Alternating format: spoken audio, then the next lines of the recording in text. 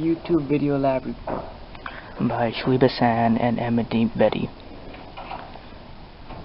Purpose and question. The purpose of our experiment is to prove that plants do indeed produce oxygen.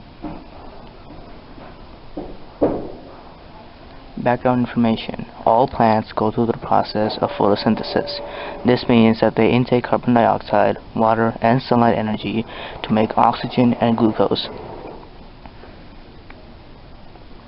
We also know that candles use water, carbon dioxide, and oxygen to fuse a flame. They break down hydrocarbon into molecules of hydrogen and carbon. These vaporized molecules are drawn up into the flame where they react with oxygen from the air to create heat, light, water vapor, and carbon dioxide. We will conduct an experiment in which the first jar has a burning candle placed into it, and the second jar has a burning candle and a plant placed into it, and both of them will be sealed. Our hypothesis is that if plants produce oxygen, the second jar will use up all of the oxygen to fuse the flame as long as it can from the plant, while as the first jar will not have much to work with and its flame will go out faster. Procedure. Step 1. Acquire the following materials: 2 glass jars, 2 candles, 1 healthy plant. Step 2. Open the jar and insert the candle on the left side. Do this with the other jar and candle as well so they're properly aligned. Step 3. Leave the first jar as it is, and with the second jar carefully place your plant. Step 4. Using a match, carefully light up both candles in the jars at the same time. We strongly advise doing this with 2 or more people.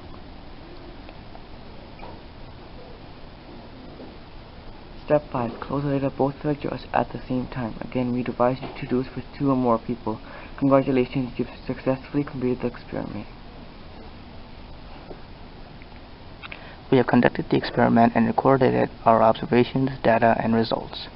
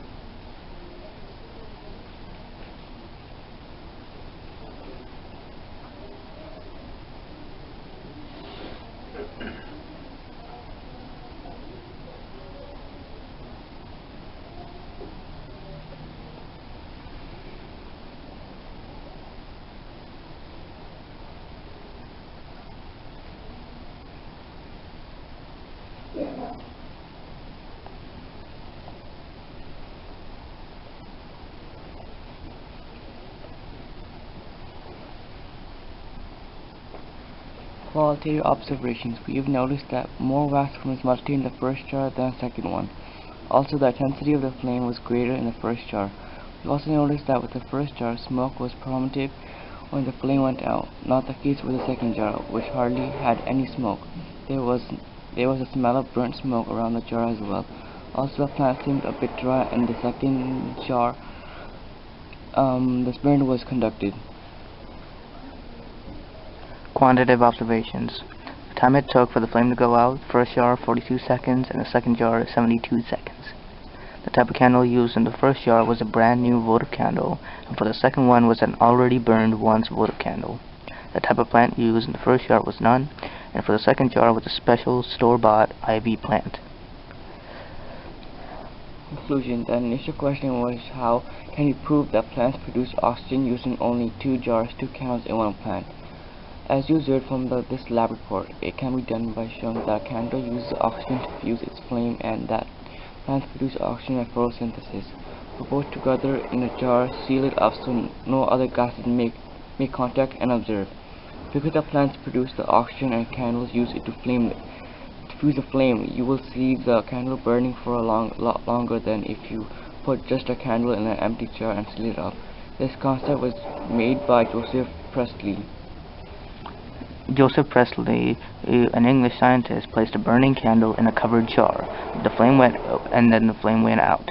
When he placed both a plant and a candle in a covered jar, the candle kept burning. Priestley concluded that the plant released something into the air that kept the candle burning. Today, we know that plants produce oxygen, a product of photosynthesis. We'd like to thank you for watching this video lab report.